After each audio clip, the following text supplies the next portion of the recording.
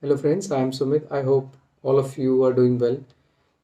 In this piece, I'm going to talk about this armed conflict which has been going on in Ukraine. In the last week of February, Russian troops invaded deep inside into the Ukraine, and since then, this entire episode has become news of the town. So I thought I should make up one informative video on this. And no wonder why Indian media is not even covering the UP Legislative Assembly elections. In India, UP elections considered as the second most important elections in India after Lok Sabha elections, and which makes sense also because geopolitical crisis of this scale looks very serious in nature at the moment. So initially, briefly, I'm going to talk about the underlying causes behind this invasion. I observed that mainstream media did not cover some of the secondary reasons which might have played some part in this entire conflict. So I'll be taking up those secondary causes as well, and then I will proceed towards the options which are available on the table for Russia, Ukraine, and other countries which have a vested interest. And I strongly feel that geopolitical crisis of this magnitude uh, makes every country of the world a party to it. So we all are living in a globalized setup, and we, no matter how hard we try, we cannot live in isolation.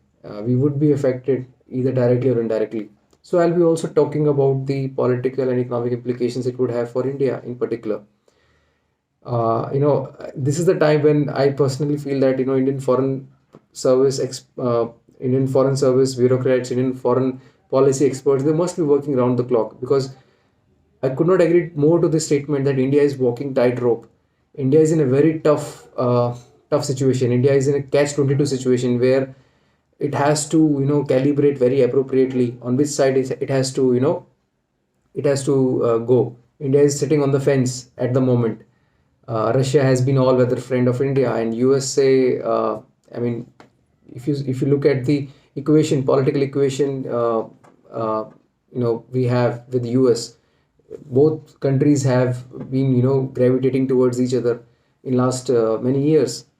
So, and not just these two countries. I mean, if you look at European Union, it is the third largest trading partner of India.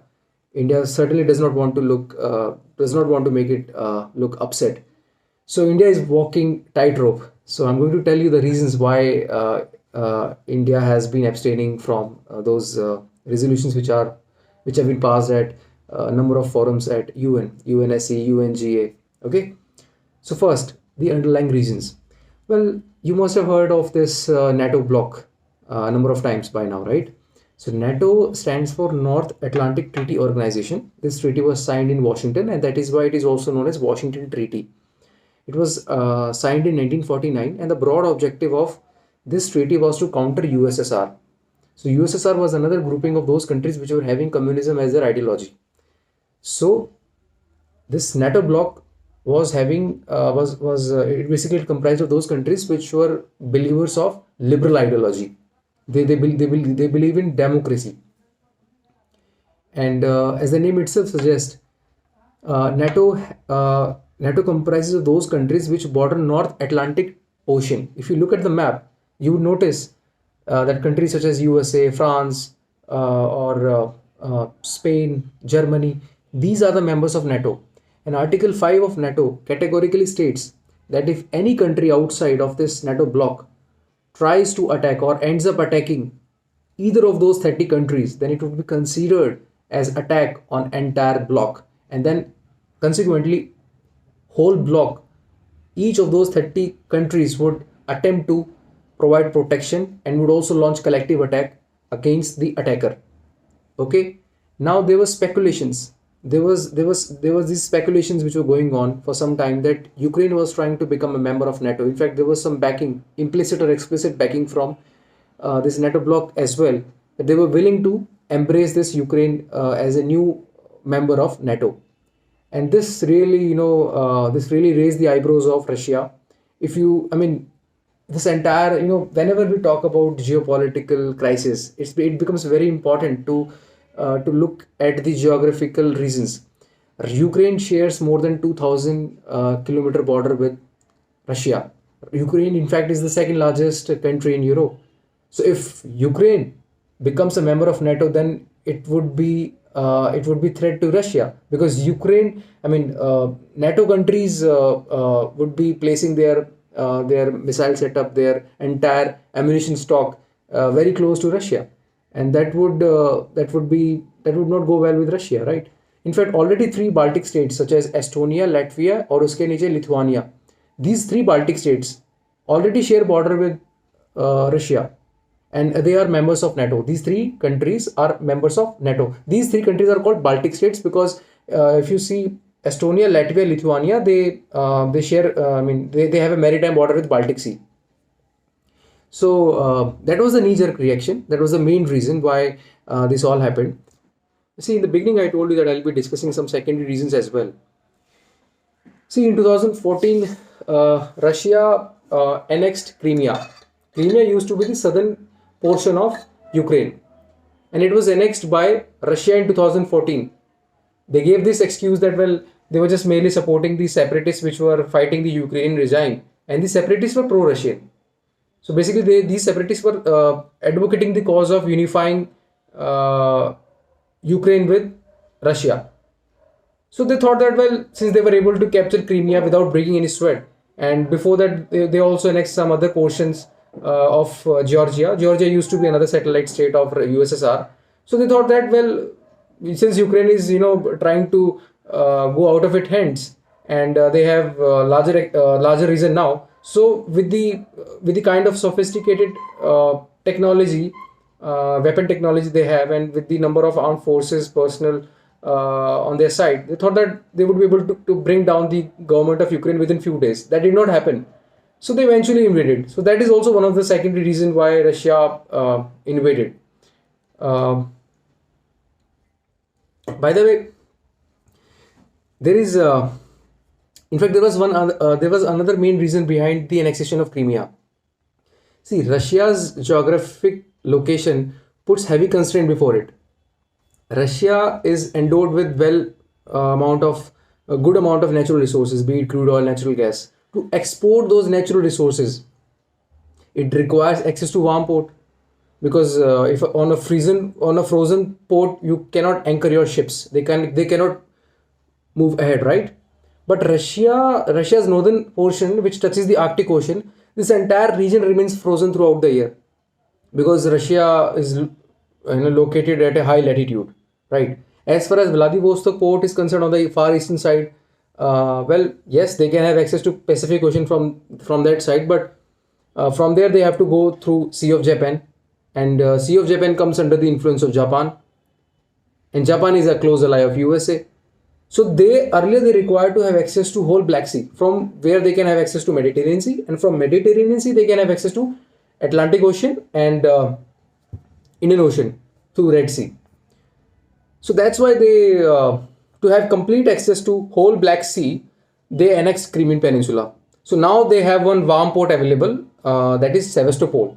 So Sevastopol lies on the western flank of the Crimean Peninsula.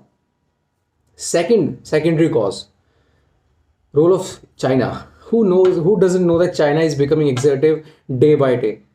China is flexing its muscles on the line of actual control. We are very well aware of what happened in June 2019, when this Galwan incident happened. 20, I think June 2020 or 2019. I'm not sure about the year. China is flexing its muscles in South China Sea. Ask any Southeast Asian country, be it Philippines, Vietnam, Brunei, Indonesia. They are quite upset with the dominant China. So in fact, that is also one of the reasons why USA has come very closer to India, because India, being closely located to China, would be able to support USA to counter China in South China Sea. In fact, this entire South China Sea, more than 60-70% of the oil trade takes place through this sea lanes, that is South China Sea. So if China would have a larger say in South China Sea, that would hurt USA interest in long term, right? So that is why USA is seeking the support of India and Japan and Australia and Japan. That's why this entire Quad, That's the main objective of Quad. Quad is another block of these four countries which I just mentioned to counter China in Indo-Pacific region. So who knows? China may have provoked Russia to some extent, so that USA would be able to put all its attention in the Europe, because it has a commitment as per the Article 5 of NATO. Everyone looks up to USA, right? USA is the major member of, main member of NATO bloc. And if that happens, then China would be able to, you know, would be able to do several things in South China Sea. Third, USA. This is my wild guess, but who knows? USA may be wanting that this entire conflict gets prolonged as long as possible. Because with that happening, Russia would be facing economic sanctions for a longer period, and Russia has been an arch rival of USA. See, when French Revolution took place in Europe few centuries ago, it provided enough time for USA to emerge as an industrial power. With Europe getting into chaos now, USA would be able to, would be able to step in and provide other natural resources such as shale gas. And don't forget the lobbying by industrialists in USA. If this crisis, this armed conflict gets prolonged, they would be able to sell expensive, sophisticated technology to European states, to the allies of NATO, to Ukraine, and would be earning heavy foreign exchange. Now, what are the options on table? Well, first is this, all the Russian banks should be brought out of the purview of SWIFT. So SWIFT stands for Society for Worldwide Interbank Financial Telecommunication. So this is basically this society, this cooperative society, provides the secured messaging service.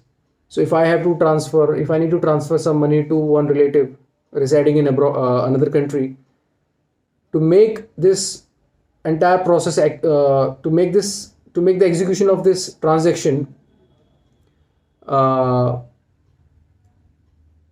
in a proper way, to make happen this entire transaction in a proper way, both sides would be requiring some secured code, right? So SWIFT provides that messaging service.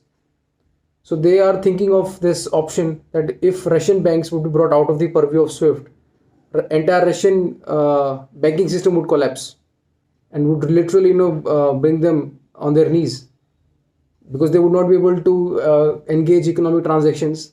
And Russian economy is based on exporting their natural resources. But the limitation of this option is that Russia is already exploring already trying other messaging networks.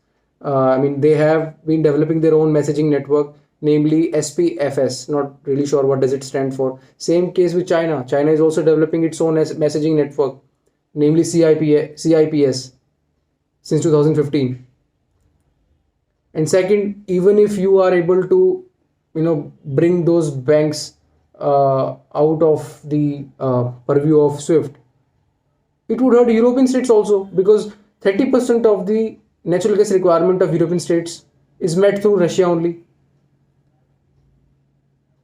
So again, it would not go well with European states as well, right? Same case with economic sanctions. If you are going to impose economic sanctions, then it is going to hurt the USA's allies as well, right? Now, the question is why India seemingly is in the cat on the wall situation, where cat is sitting on the wall, not able to decide on which side it has to jump. Because Russia has been a all-weather friend of India. 86% of India's defense requirement is met through Russia. Russia has been staunch ally of India. Russia has supported India on Kashmir issue. With Russia, we are already, uh, conducting few military exercises. In fact, as far as some defense equipments are concerned, uh, other defense systems are concerned, we are already, both of us are already engaging in joint research and development. So it would hurt those projects. It is going to, it is going to bring negative impact on those projects, ongoing projects. As far as S-400 air defense system is concerned, we have not been delivered those S-400 air defense system yet. Russia is going to give us AK-200 rifles. Don't forget the bonhomie between Russia and China. If we are going to upset Russia, then Russia would come even more closer to China. Russia has supported us in blocks like BRICS and SCO, which are already dominated by China. Right? Now, but we cannot afford to upset USA also, because we have also closed ties with USA in recent years. Right? India is a member of Quad. Don't forget. India needs to reply there also. Even recently concluded session of Quad, India, India did not say much. So India has to respond back to USA, Japan, Australia, right? Several developing countries look up to India, and so many of them affirm their commitment to support India's cause of becoming a permanent member of UNSC. If India is going to support Russia, no one would really want India to become another permanent member of UNSC, right? So, and India also has India also needs to procure some defense equipment from USA as well. When China was flexing its muscles in Ladakh region few months ago, USA USA USA would have come as a savior for us, right? They're going to provide us choppers, sophisticated choppers, Apache, I think, Apache choppers. So they are also providing us defense equipments, right? So that's why it's a very difficult situation for India. India has to calibrate very appropriately, very cautiously. That's why these journalists say, right, that India is walking very tightrope. True, very much true. So I think India is doing well that they are abstaining from the voting, because it should not be considered as equivalent to voting as no, right? India is abstaining. India is neither saying yes, neither nor saying no. India is just abstaining from the voting because it has its own reasons. Uh, so, and India is, nevertheless, India is still pushing each stakeholder in Europe that everyone should come and sit together and go for a peaceful dialogue. India does not want this crisis to be prolonged as long as possible, because you see, with with this crisis with this crisis uh, going on for many months to come, India is going to face supply shock. There will be less supply of oil, so it is going to raise the subsidy burden for union government in India, and we have already other economic commitments. We are our government is already our government is already FRBM obligations. They're supposed to not cross the limit, fiscal deficit limit. With these supply shocks taking place outside the world, we would not be spared either. There would be inflation concern for Indian macroeconomy as well, and this is going to put another constraint before government. In fact, this we see basically, if crude oil becomes a scarce commodity, then oil price is going to go high, and because of that, entire transport becomes costlier, and because of that, commodities which are getting transported from one region to another uh, going to witness high prices for those commodities. So overall, it is going to raise the cost of living index. So this is the scenario. I just hope that dialogue takes place. This entire conflict comes to an end as soon as possible. And I don't see the possibility of World War III in near future. And I don't see NATO sending their personal troops to Ukraine as well, because Ukraine is not a part of NATO. If they would send their troops, then trust me, uh, Russia would unleash the fury. Okay, and that's why they're not going to send their troops. Uh, Albert Einstein once said that he said that I don't know, quote unquote, I don't know with what weapons we are going to see the World War III, but World War IV would be fought with sticks and stones. So basically, he was referring that if ever we are going to witness the World War III, it would be such catastrophic in nature that uh, it would bring the Stone Age back before the entire mankind. So World War III, if it ever takes place, which I really doubt, it is going to be very destructive, because now because now most of the dominant, most of the influential nations have nuclear warheads available with them. If Hiroshima Nagasaki was event was if Hiroshima Nagasaki attack was such destructive, imagine the nature of uh, another destructive event if it is going to take place ever. So I don't see that possibility. There is this one term, mutual assured destruction. It means that if one nation is going to launch nuclear attack, then other nation would not leave the other nation. So it would be mutually destructive. So for that reason, it is not expected to happen. But still, we cannot rule out that possibility. It's better that we discuss this out, and so that was it. If I miss anything, if I said anything wrong, please feel free to drop your comment. I hope you find this video informative. Thank you so much for your time.